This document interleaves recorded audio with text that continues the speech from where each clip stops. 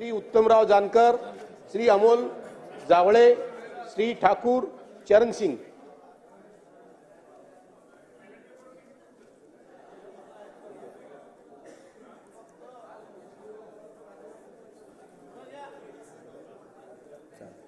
श्री अमोल जावळे, श्री चरण सिंह ठाकूर, श्री प्रवीण तायडे।